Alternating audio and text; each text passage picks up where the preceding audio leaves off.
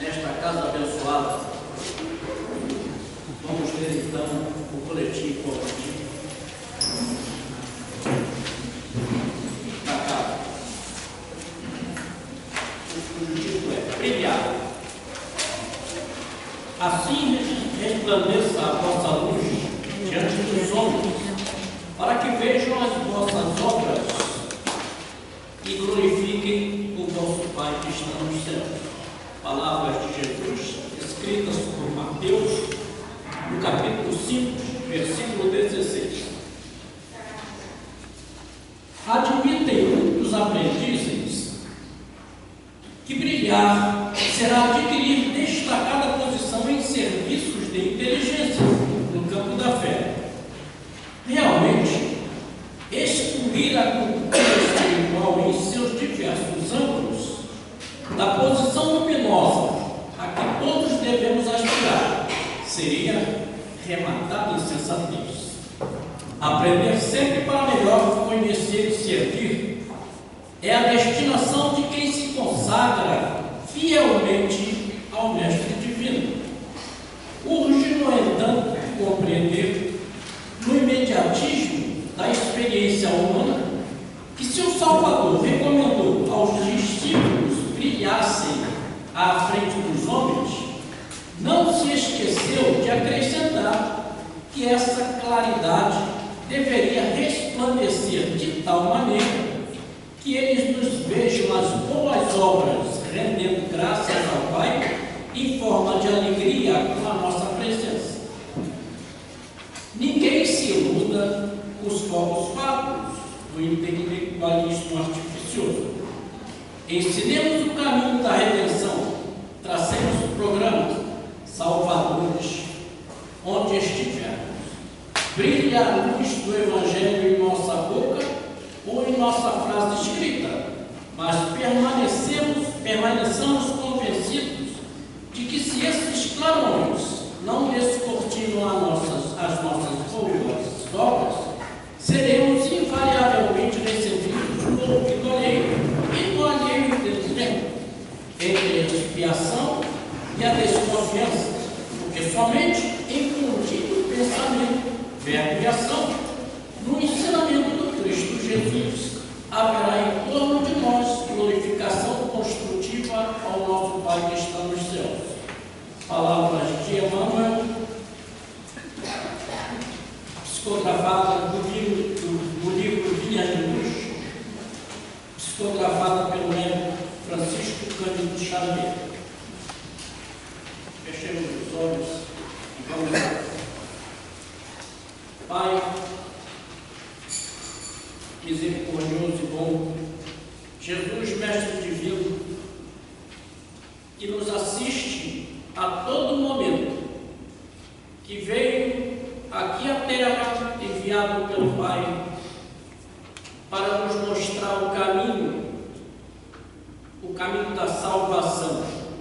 Salvação essa que é o nosso progresso espiritual, onde aqui estamos para aprender com as suas palavras de amor, de caridade.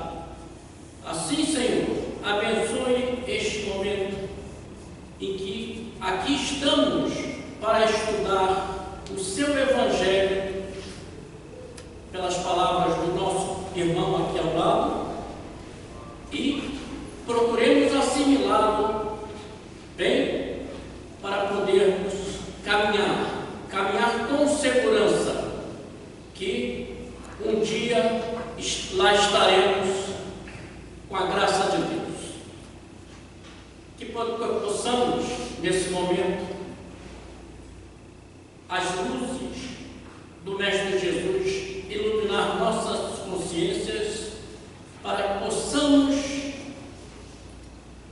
receber esses ensinamentos e gravá-los para pormos em obra, em ação.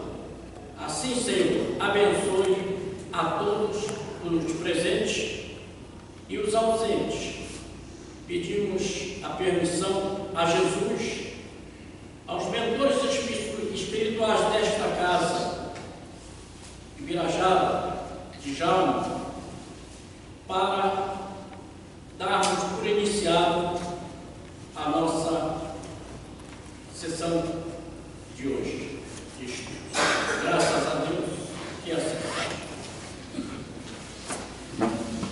Graças a Deus. Sejam todos bem-vindos à nossa casa. Quem estiver vindo aqui pela primeira vez, sinta-se acolhido com muito carinho, com muita amizade. É bom ver a nossa casa assim florida, que essas flores que vocês nos observam, com a presença de cada um, seja o perfume que acompanha cada um quando daqui sair, levando muita paz, muita harmonia, muita coragem, muita disposição de servir. Jesus a todos abençoe. Que o nosso querido Marcelo Nazaré possa iniciar o nosso tempo da noite que fala sobre o alto. Seja bem-vindo mais uma vez.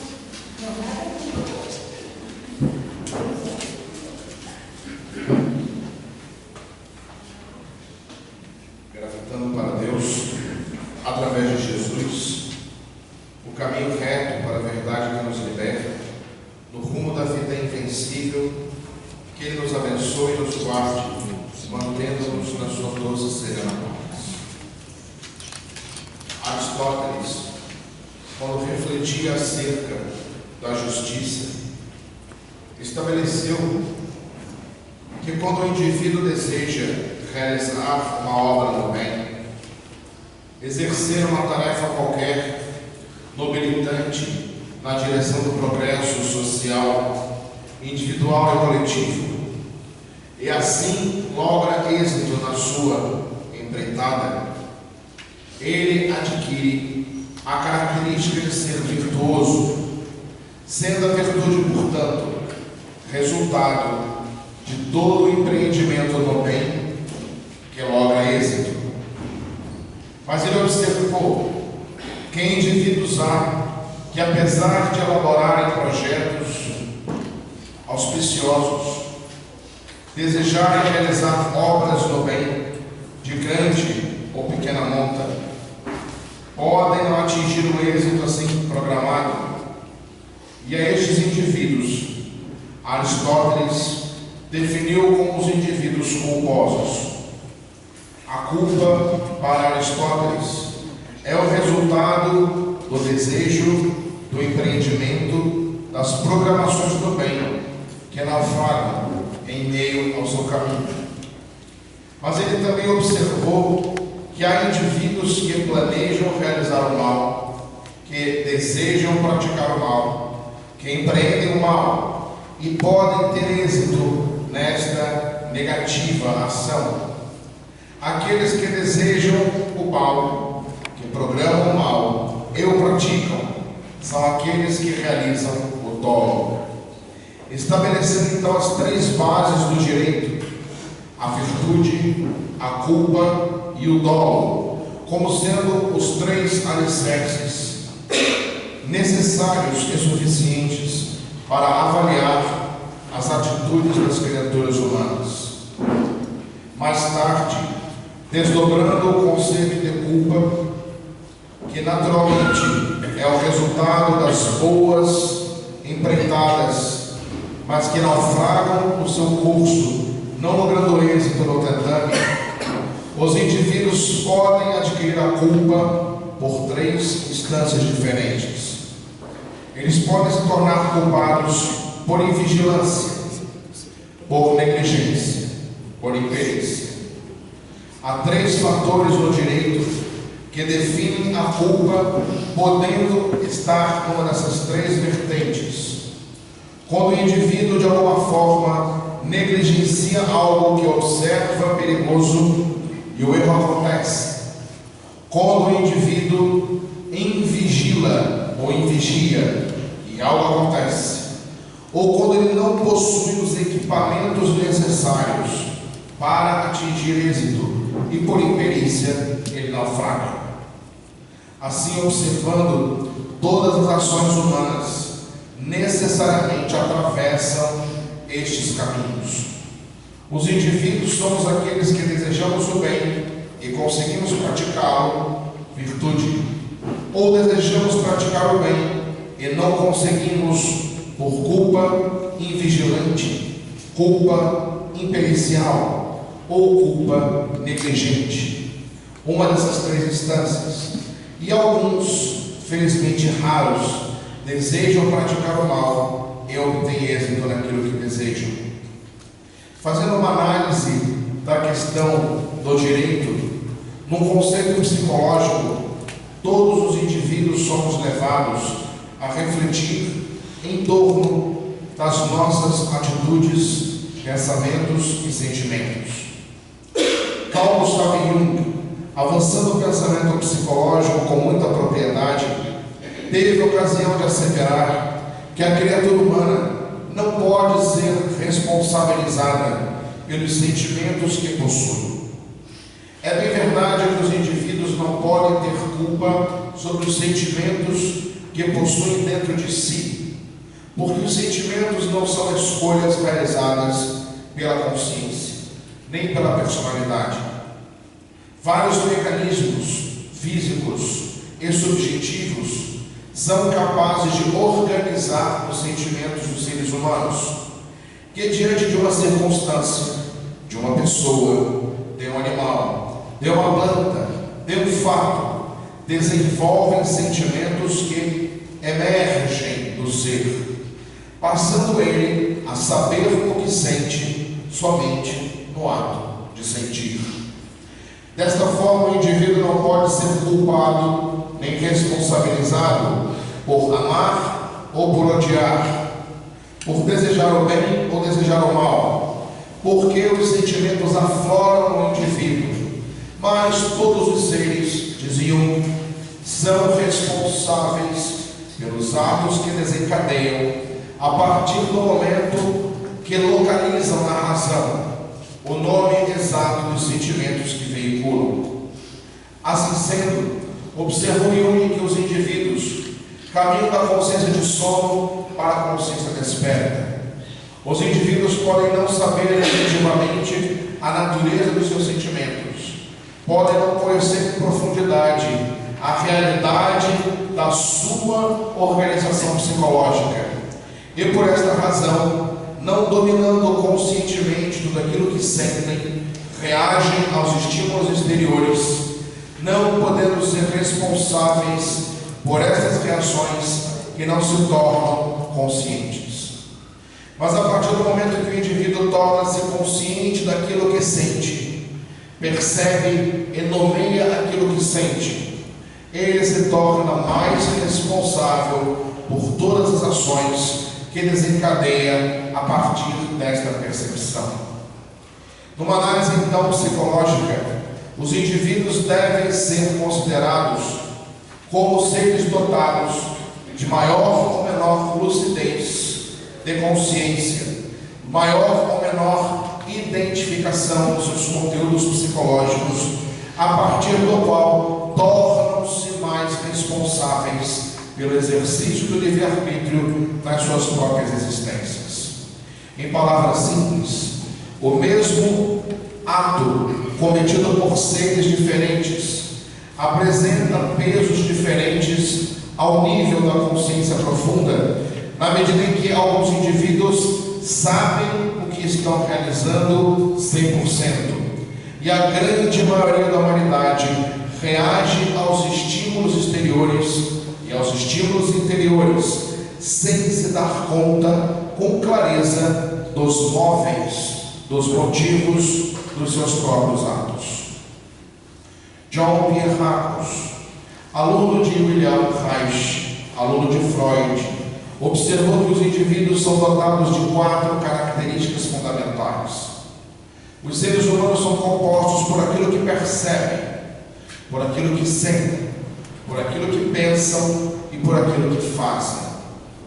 E essa natureza quádrupla do psiquismo é capaz de explicar uma série de complicações na vida individual e comunitária dos seres, pois que o indivíduo, para realizar-se plenamente, necessita ter congruência destes 4 elementos. As suas percepções devem ser tamanhamente nítidas que permitam o sentimento aflorar de forma mais adequada, para que os pensamentos se alinhem aos sentimentos de forma consentânea, a que as ações se tornem unas com essas 3 unidades anteriormente citadas. E é exatamente por isso que acontecem inúmeros problemas. Os sentidos humanos, a visão, o tato, o olfato, o paladar, mesmo a mediunidade como 6º sentido, como enunciou Charles Richer, o eminente Prêmio Nobel de Fisiologia Médica no século XIX, mesmo o 6º sentido, a mediunidade, nenhum dos sentidos humanos é portador da verdade. Todos os sentidos são portadores de leituras da realidade. A partir do momento em que o indivíduo percebe, ele necessariamente traduz para os seus conteúdos, para o seu repertório psicológico, aquilo que depreende da realidade. E a partir dessas percepções e desta leitura, que sempre é individual, ele fornece a si próprio uma interpretação e uma aproximação da realidade dentro dos modelos estabelecidos na sua própria memória. Os sentimentos que reagem naturalmente de dentro de si para fora e que são decorrentes dessas percepções, se as percepções não são absolutas, tampouco os sentimentos poderiam ser absolutos. Esses sentimentos não são absolutos e as percepções também não são. É natural que os pensamentos, por mais aprofundados que possam ser, sempre serão melhores versões de si mesmos, melhores aproximações da realidade, mas nunca a realidade complexa do real como ele realmente é. A partir disso, é mais que natural que os atos humanos não consigam ser 100% congruentes com essas 3 faixas do psiquismo que também não são. Então deveríamos falar da responsabilidade dos atos, da culpa sobre as ações, como elementos psicológicos que merecem ser analisados, mormente por todos aqueles que militamos dentro do entendimento doutrinário espírita, que nos diz, na questão 621 do Livro dos Espíritos, que as leis de Deus encontram-se na consciência. Para que as leis estejam na consciência, devemos definir que consciência, ou de que consciência, os Espíritos e Allan Kardec nos estão falando. Falamos anteriormente de consciência no conceito psicológico, em que a palavra consciência, que vem do grego geratriz de responsabilidade, é o momento psicológico extremo, quando o ego, a interface entre o eu e o outro, entre eu e o mundo, o ego se dá conta dos seus conteúdos psicológicos, identifica com o pensamento os seus conteúdos psicológicos e torna-se então gerador de responsabilidade por se tornar consciente. Mas para os espíritos, consciência não é somente este vocábulo de consciência. É necessário que volvamos à introdução 1 do Livro dos Espíritos, quando Allan Kardec diz: para falarmos de coisas novas, são precisos termos novos, assim o exige a clareza da linguagem, para que evitemos os excessos da anfibologia, da ambiguidade. Para que isso se dê, é necessário entendermos de que consciência estamos falando. Para os espíritos, na questão 621, a palavra consciência no século XIX, hoje pode ser melhor traduzida no conceito psicológico de self. Self, o si mesmo, a natureza intrínseca da criatura, o Deus interno, o Cristo interior, o reino dos céus, o estado búdico da consciência profunda. Se observarmos a nossa natureza verdadeira, Caminhamos ao longo da evolução da humanidade do politeísmo para o monoteísmo, mas é necessário que ultrapassemos o monoteísmo, que coloca a criatura propíncua e a divindade longínqua, e entendamos que se Deus é onipresente, todos invariavelmente estamos dentro de Deus. Ele está à nossa frente, para que saibamos para onde caminhar. Ele está atrás de nós, para guardar-nos a retaguarda. Ele nos ladeia para nos conduzir. Está abaixo dos nossos pés, para que saibamos onde caminhar. Ele está acima de nós para nos abençoar, mas Ele está dentro de nós, fora de nós, entre o que está dentro e o que está fora, para que nós realizemos Deus em nossa própria existência. E ainda nos sentimos afastados dele, não sei como. Deus está, entre aspas grosseiras, encarnado no universo. Mas da mesma forma que o Espírito transcende o corpo que reencarna e irradia forças além das horas da matéria, Deus, que é a causa incausada de tudo, está corporificado no universo, ou melhor, nos múltiplos universos paralelos ao nosso e no nosso, e ainda assim transcende a todos eles, não se projetando a compreensão dos sentidos. Questão número 10 do Livro dos Espíritos. Pode o homem, ele não fala o Espírito, pode o homem compreender a natureza íntima de Deus? Não, responde as entidades venerandas, pois que para isso falta-lhe o sentido. Não um sentido, mas o sentido. Não se trata do sexto, do sétimo, do oitavo sentido, trata-se do sentido existencial profundo. O self, como Jung descreve, é a instância psicológica profunda da alma, onde existe a real, clara, lúcida e direta noção da divindade intrínseca e extrínseca, imanente e transcendente, onipresente. Porém, no momento da evolução espiritual, em que o princípio inteligente, criado mônada, é vertido da criação e que já apresenta em si o self, ele ainda não reconhece a sua própria natureza, porque é simples, é ignorante, ignora. Ele necessita atravessar múltiplas experiências até que o ego se desenvolva, até que a inteligência reconheça a si própria como tal. E ao longo do processo estético-genético, que segundo André Luiz em Evolução em Dois Mundos, no capítulo Faixas Inaugurais da Razão, dura cerca de 1,5 bilhão de séculos. A natureza do mineral evolui até a natureza nominal, e nas faixas inaugurais da razão tem a capacidade de individualizar-se, perceber-se na relação eu-tu, na relação eu-outro. E nesse momento em que essa percepção acontece, ela é um pensamento.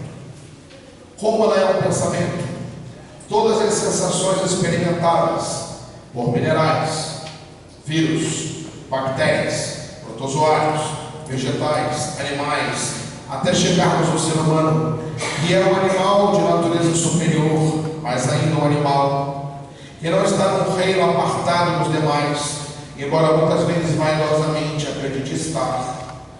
Todos os indivíduos sencientes sofrem estágios avançados de adaptação das sensações. As sensações são informações. As informações se aglutinam, se aglomeram, se avolumam. Informações que se aglomeram e se avolumam tornam-se memória. Então o espírito é capaz de perceber em diversos meios que determinados estímulos externos são assemelhados a outros estímulos já sofridos. E a partir disso, nesse fluxo de comparações entre o que ele experiencia e a memória, surge o pensamento. Pesar, avaliar. O pensamento, então, é um fluxo de memórias, de informações, que eram sensações, e num dado momento o espírito apresenta uma relação consigo próprio. Ele estabelece uma relação com a sua própria natureza, percebendo-se como uma relação. E percebendo-se como uma relação, ele dá o nome dessa relação de eu. Eu, tu. O eu é apenas um pensamento. E nesse momento em que o eu se dá conta de si, ele se permite avançar para outras faixas de aprendizado. Nesse momento em que o eu surge, um fenômeno singular acontece. Existe uma cisão evolutiva. O indivíduo, antes de formar o eu, não sabia ser uma individualidade. Mas no momento em que forma o eu, ele possui dois caminhos possíveis e que são o grande mistério da evolução. Na questão 120 de O Livro dos Espíritos, Allan Kardec interroga as entidades: passam os espíritos necessariamente pela fieira do mal? E os espíritos respondem a Allan Kardec: pela fieira do mal não, pela fieira da ignorância. Não é obrigado o espírito a praticar o mal, mas o espírito é ignorante e necessita adquirir lucidez.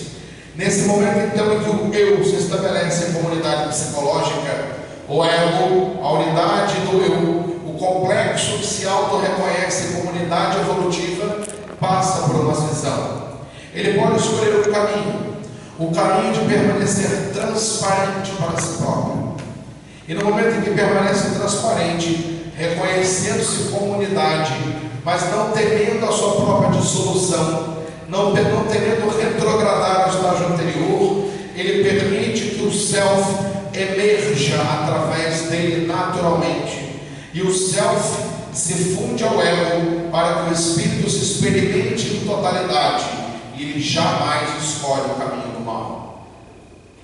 Os espíritos que, ao contrário, no momento em que formam o ego, temem a retrogradação ao estágio anterior e a dissolução no nada, ou temem a perda da própria individualidade por quaisquer ameaças que sintam ao seu derredor, hipertrofiam essa camada do ego, gerando uma camada secundária que é uma defesa chamada egoísmo.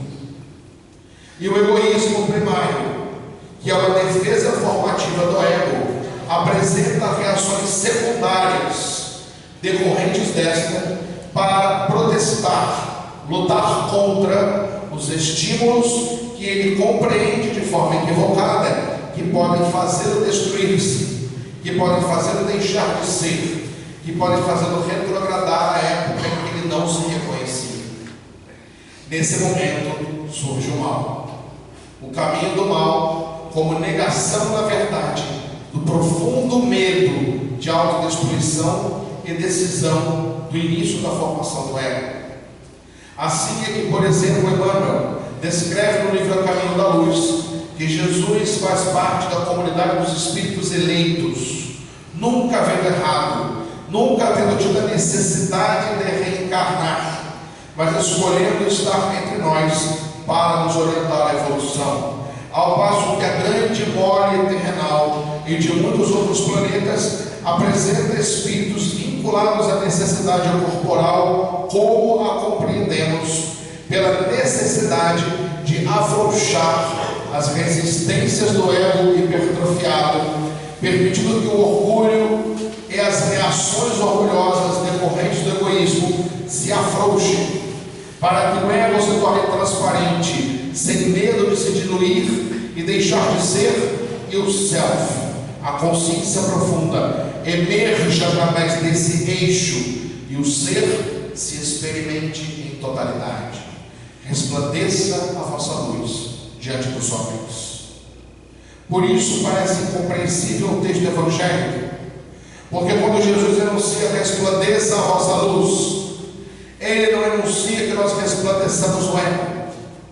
Ele diz: realiza o teu melhor, porque quando realizares o teu melhor, já não saberás se estás realizando ou se é Deus que emana através de ti e realiza junto de ti.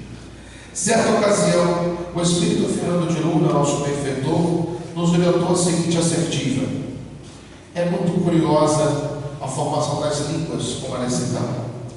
Apresentam conjugações que só existem para os seres vinculados à reencarnação.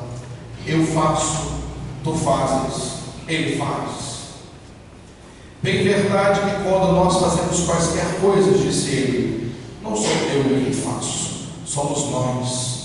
Deus é imanente e transcendente, então tudo aquilo que é fácil de bom, nós fazemos. Quando eu falo eu faço, é porque eu errei, porque o erro eu não cometo sozinho, mas os acertos somente com Deus. E nós não temos a clareza emocional muitas vezes, e queremos eu fazer, tu fazer, ele fazer. Quando realizamos o bem, nós sempre fazemos. Todo o bem que praticamos é um momento de abertura do ego para que o céu expresse o melhor e resplandeça a vossa luz, a nossa luz diante dos homens, para que eles reconheçam que é vosso Pai que está nos céus. Não se trata de uma frase egoística religiosa para que os indivíduos não se valorizem. Muito ao contrário. Outra ocasião, Fernando disse a mesma coisa. Os seres humanos são tão pouco ambiciosos. A ambição é desmedida, mas ela é desmedidamente miserável. E eu achei estranho dizer, mas como? Os indivíduos ambicionam o carro do ano, ambicionam riquezas, ambicionam troféus, mas não ambicionam a plenitude do reino dos céus. Então a ambição do homem é desmedidamente miserável, porque ele ambiciona coisas tão pequenas e miseráveis e não ambiciona as grandes porque não as enxerga dentro de si próprio. Então, quando o indivíduo transparece o ego, ele permite a emersão do self. Porém, enquanto o ego se encontra hipertrofiado, o indivíduo caminha no erro. Ele quer realizar coisas boas e não consegue, ou deseja fazer coisas ruins, porque permite que os instintos primários o dominem e às vezes consegue êxito lamentavelmente. E no processo psicológico da evolução, o self nunca adormece. O self permanece 24 horas vigilante aos nossos atos. Toda vez que realizamos algo que é contrário ao que o self dita para nós como sendo adequado, esse conflito entre ego hipertrofiado e self pleno, entre ego passageiro e self único, porque somos imortais e únicos, e a nossa individualidade não se fragmenta. Esse self envia ao ego, a consciência de superfície, clamores para que nos despertem. E um dos clamores é a culpa. A culpa, como dizia Milevo, é um excelente despertador, mas é um péssimo acompanhante. Porque a culpa é um mecanismo de defesa ainda do ego. Ela ainda é um mecanismo vaidoso. Porque, em verdade, a culpa nos desperta para o incômodo. Sentimos que algo de errado nos toca. Podemos até não identificar com clareza aquilo que consideramos errado, equivocado, um tropeço. Porém, a partir do momento em que o ego recebe essa informação como um impulso profundo, estabelece uma dor na alma, uma sensação de débito, de inadequação. E essa sensação de débito, de inadequação, que nós lemos com a palavra culpa na nossa cultura. Søren Kierkegaard, no século XVIII, de origem protestante, dizia: a culpa é o estado do débito, quando a consciência identifica não estar realizando as suas possibilidades mais próprias. Então, realizar o self, como Jung diz, para Kierkegaard, é realizar as possibilidades mais próprias da criatura. Quando o indivíduo se dá conta daquilo que é e realiza as suas possibilidades mais próprias, ele permite que o ego se torne transparente, o ego liberte o self, que emerge através dele e se experimenta em totalidade. Nesse momento, a personalidade passageira não guarda mais limites entre ela e o Cristo eterno que se liberta. É quando Jesus diz: eu e o Pai somos um. A minha natureza terrena, aparente, e a minha realidade divina fundem-se numa só, a tal ponto que eu e o Pai somos um. E era exatamente isso que ele vinha ministrar para as nossas consciências, que era necessário nos tornarmos um com o pai ou mãe, amigo onipresente de todas as horas, a partir do momento em que conseguíssemos ultrapassar as instâncias da culpa. Mas a culpa, ela nos ata, ela nos prende, porque a culpa também é um mecanismo de marketing. O indivíduo culpado, ele sempre faz o marketing. Ninguém fica culpado sozinho. O indivíduo que sente que fez algo de errado e que entra em contato com a culpa primária, ele sente a culpa e imediatamente ele realiza a metanoia, a palavra grega, que na língua portuguesa chama-se arrependimento. Metanoia, mudar a atitude mental e a atitude na vida. A metanoia, que é o arrependimento, é a mudança. O indivíduo não fica comunicando aos outros que errou. Ele percebe que errou, sentiu uma dor, um débito consigo próprio e imediatamente transformou aquela experiência em algo positivo para si próprio, utilizando o erro como metodologia de aprendizado, não como engessamento dos passos. Mas há indivíduos que utilizam um mecanismo diferente. Quando erram, primeiro eles comunicam a humanidade que erraram. Eles se lamuriam, eles choram, se deprimem, fazem o escarcel, e aí todos ficam: tadinho, ele errou, como está culpado, que pena que eu tenho dele. E não há nada pior que a pena, porque a pena é o atestado que eu dou na minha vaidade de que o outro é incompetente para evoluir. Então eu lamento a incompetência, eu tenho pena. E nós somos filhos de uma entidade, se assim pode dizer, onipresente, onipotente, onisciente. Como nós podemos ser filhos da onipotência e sermos incapazes? Se nós herdamos as características, por vezes até esdrúxulas, dos nossos pais, com que mais forte razão não podemos herdar da onipotência a capacidade, da onisciência a sabedoria, das características da divindade, aquilo que nós somos? Então o indivíduo que tem culpa é um indivíduo que faz marketing. Ele quer que os outros tenham pena dele, que os outros tenham compaixão, para ele permanecer exatamente onde está e continuar errando, porque ele erra e fica culpado, erra e fica culpado, erra e volta para a culpa, e todos vão alimentando aquilo com pena, com dó. Quando alguém tem dó de mim, eu peço para a pessoa se afastar imediatamente, eu espano, porque ela está me obsidiando. Ela quer que eu fique triste, deprimido, que eu aceite que não vai dar certo. Eu acho curioso isso. Eu possuo 4 R's de disco, uma osteoartrose na coluna inteira. Eu tenho uma certa suspeita que eu devo ter atropelado os 3 reis magos com seus camelos e não me contentei em fugir com os camelos. Porque quando eu vi a ressonância da minha coluna, eu falei: Jesus amado, eu tenho um evento. Eu acho que eu sou o único indivíduo que eu conheço que nasceu com 2 vértebras a mais e não serve para nada. Atrapalhou tudo, descarregou o trem da minha coluna. Então tem um dia que eu tenho pouca dor, tem um dia que eu tenho dor, tem um dia que eu tenho muita dor. E é muito curioso que, em certa ocasião, uma colega de trabalho disse: mas você tem dor mesmo? Eu falei: tenho. Mas você está sempre sorrindo, contando piada? Eu falei: mas o meu humor não depende da minha dor, depende de mim. Se o mau humor piorasse a minha dor, eu juro que eu ia ser a pessoa mais raivosa para ficar melhor rápido, porque dói. Mas como não melhora, eu continuo brincando com a vida, porque não tem jeito. Os crimes que eu cometi na carne, eu vou pagar na carne. Eu fico muito feliz com isso, porque a jornada dupla. Dói aqui, uma palestra ali, um passe aqui, um atendimento médico, uma hernia de disco, e a gente vai se ajustando e vai ficando feliz, porque a dívida vai sendo paga.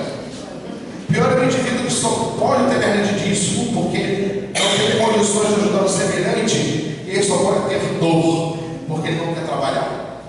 E aqueles que podem trabalhar, mas ainda não podem ter dor porque não iam conseguir trabalhar com dor, iam parar por preguiça, iam justificar. Então quando alguém chega e fala: tadinho, ele usa tadinho por quê? Pois daqui para fora. Se quiser me ajudar, me dá a mão quando eu ficar enguiçado, quando eu travar, pode me ajudar, eu não vou ficar triste, mas pena não. Porque não precisa de pena. Eu não sou incompetente. Eu conheço outro médium que pinta valorosamente e tem uma doença desmilenizante neurológica, ele pinta a boca porque não mexe mais os braços. Chama ele de coitado para ver. Eu não desenho 1/10 do que ele pinta com a boca. Eu fico imaginando se eu pudesse ter a habilidade que ele tem com a mão, com o que ele faz com a boca. Porque são quadros incríveis. Coitado de mim, que nem com 2 mãos eu pinto, desenho, nem um arranjinho. Então os indivíduos que têm culpa adoram o marketing, adoram sofrer. Eles ficam felizes naquela infelicidade. E quando nós encontramos alguém culpado, se nós endossamos isso, nós agravamos. Então, culpa não deve ser endossada. Quando o indivíduo começar, eu não consigo, eu sou infeliz, vamos estimulá-lo. Meu irmão, minha irmã, sacode a poeira, vamos parar com isso, anda, levanta, vamos adiante. Porque ela é absolutamente desnecessária, desprezível, diferente de ser responsável pelos seus próprios atos. Eu me conscientizo do que eu fiz, eu vou consertar e reparar. Esse é o sentido do auto-perdão. Auto-perdão não é autoconivência. Eu errei, me perdoei, vou continuar errando. Isso não é perdão, é uma safadeza espiritual. Tem indivíduos que também são assim: eu vou reencarnar, então eu posso errar agora, na próxima encarnação eu acerto. Sabe lá Deus quando e aonde? Em que circunstâncias? Depois fica nascendo com 2 vértebras a mais, com hernia de osteoartrose e não sabe por quê. E fica por ser vida. Por que será que resgato? Distraído.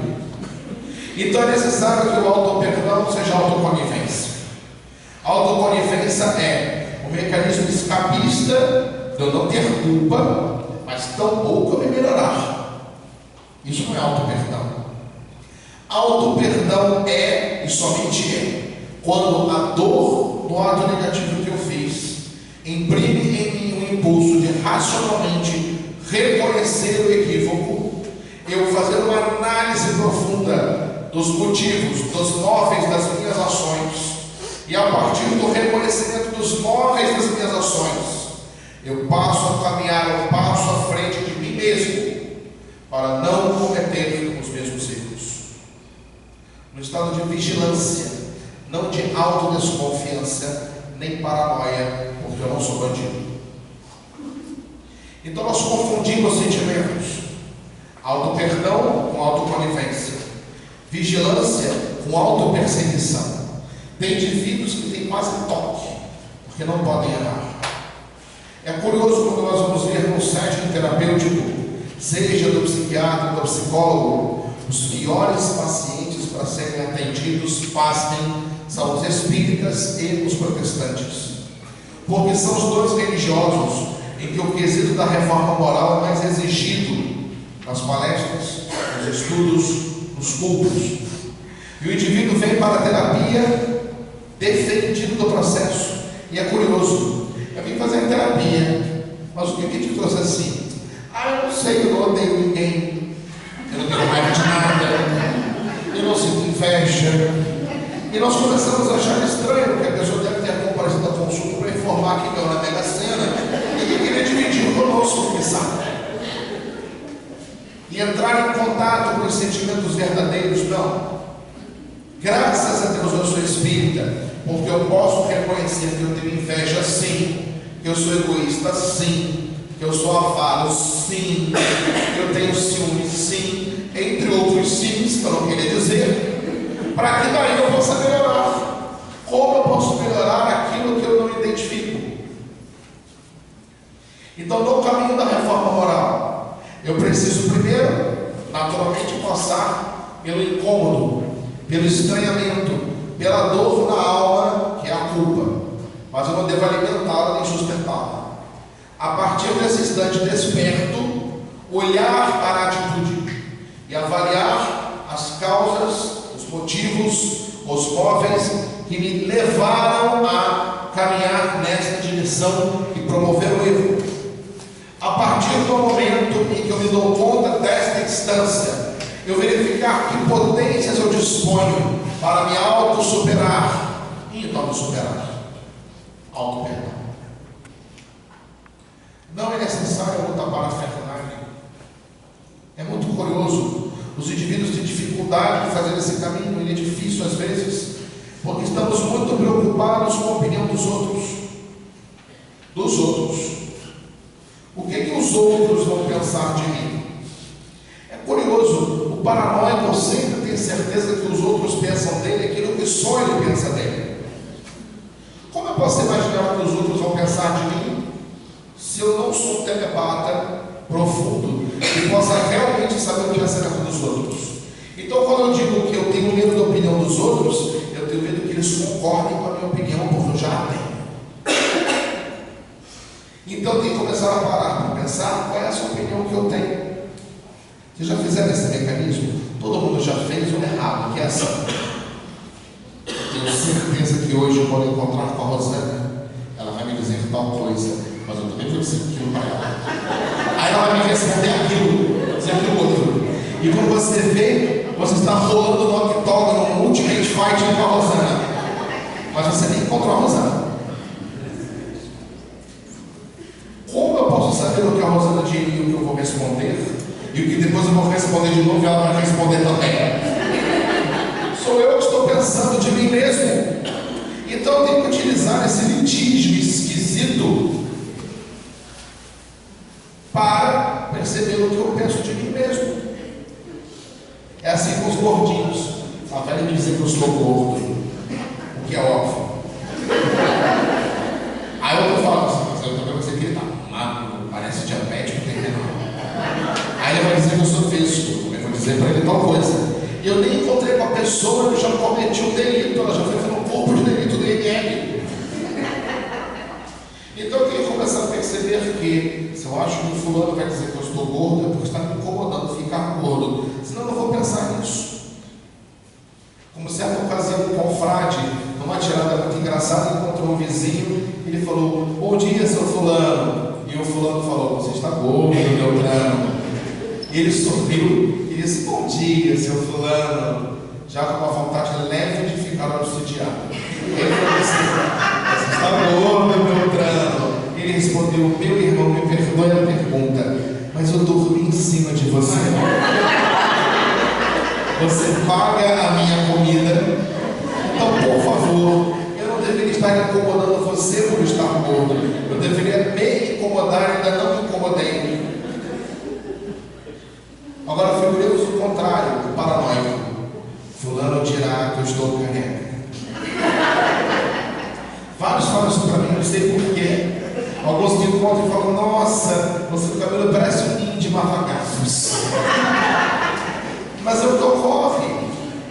Porque um dia eu tive cabelo, hoje tenho poucos. Então a gente corta assim, corte militar, quem parece que tinha cabelo e que cortou, é marketing. Na verdade eu não tenho nenhum, se deixar crescer tudo igual, mas ninguém percebe. E é o que ocorre.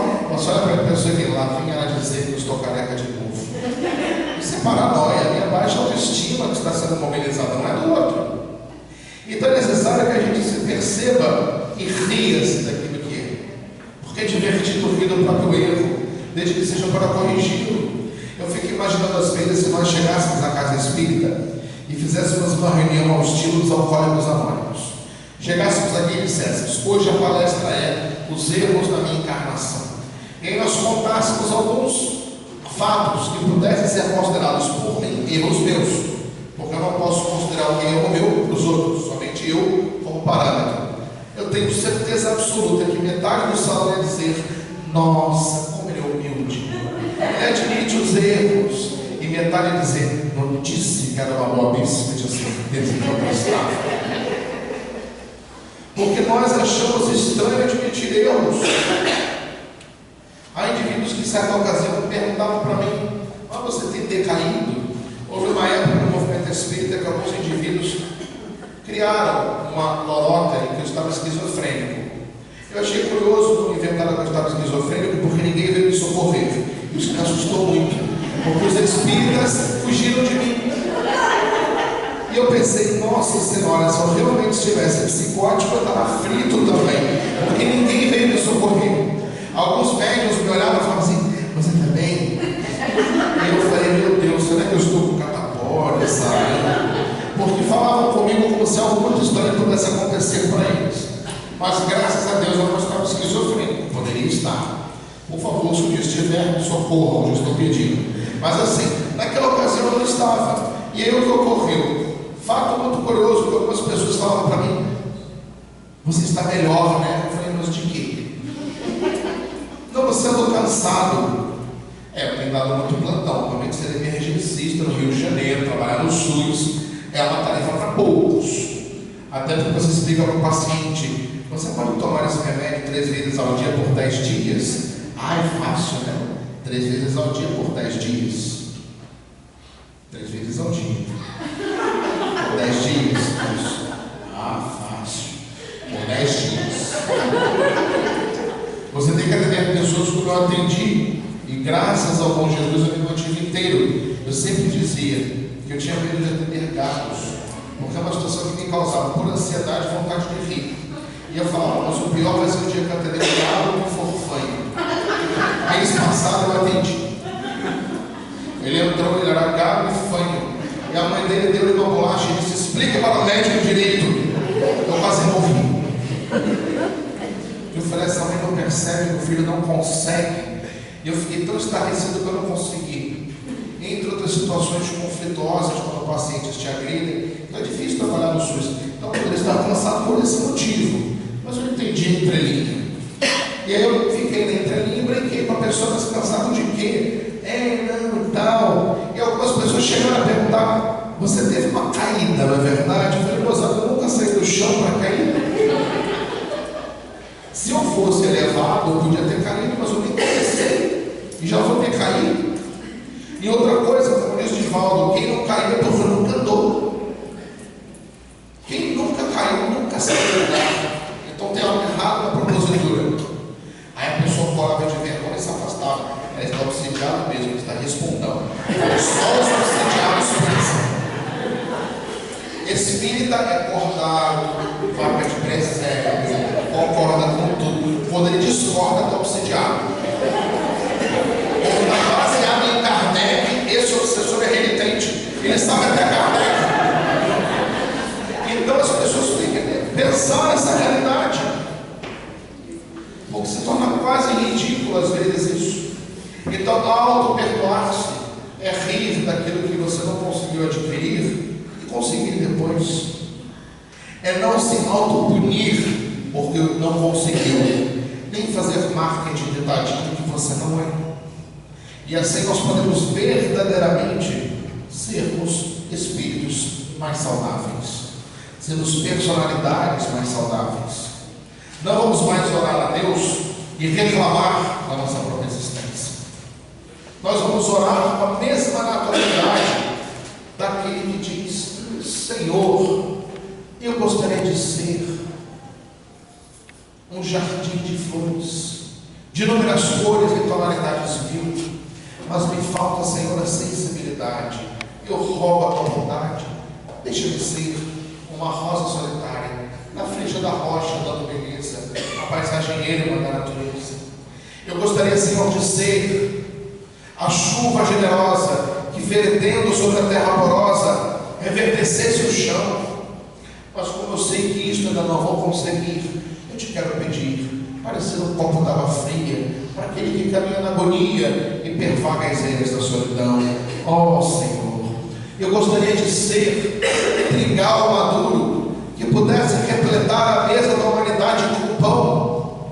Mas eu sei que isto agora não vou lograr. Eu te quero rogar para ser um grão que, caindo na terra, produza 1 milhão e um dia, quiçá, possa repletar a mesa com pão. Eu gostaria, Senhor, de ser a montanha altaneira que conduzisse a humanidade inteira ao teu fanal. Mas como eu sei que isto ainda não vou lograr, eu te quero rogar para ser de sal de primeiro degrau.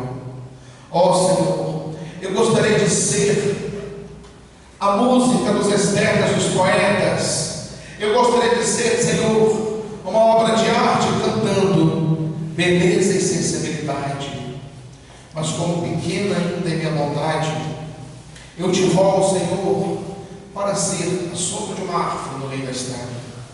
Para aquele que vem na sua pobre caminhada, eu lhe digo: olá, meu irmão, fica na minha sombra, dá-me tua mão. E lá na hora de dizer: ó Senhor, obrigado porque me deste a vida, que é alegre e consentida. Muito obrigado, Senhor, porque eu nasci. Obrigado porque me perdoaste e eu me perdoo. Reencarno para reparar, porque creio em ti, pelo teu amor. Muito obrigado, Senhor, pela sua atenção. Muito obrigado, irmãos. Muita paz. Graças a Deus. Agradecendo muito ao nosso querido companheiro Marcelo pelas reflexões, por todo esse manancial de pensamentos, sentimentos, tudo aquilo que sai do seu coração para os nossos corações. Rogamos a Deus que o abençoe sempre, que ele tenha forças, coragem, bom ânimo, alegria e disposição do bem para seguir adiante a sua tarefa de amor, trabalhando no seu campo como médico, como palestrante espírita, como tarefeiro da boa vontade, semeando tudo de bom para uma humanidade mais regenerada. Deus o abençoe. E a todos os amigos queridos da espiritualidade que o ampararam e que também nos ampararam até aqui. Nesse momento, nós teremos início na segunda parte da nossa reunião, onde hoje o passe será coletivo, pedindo aos médiuns que venham para a frente em silêncio, a fim de que possamos fazer a nossa prece, convidando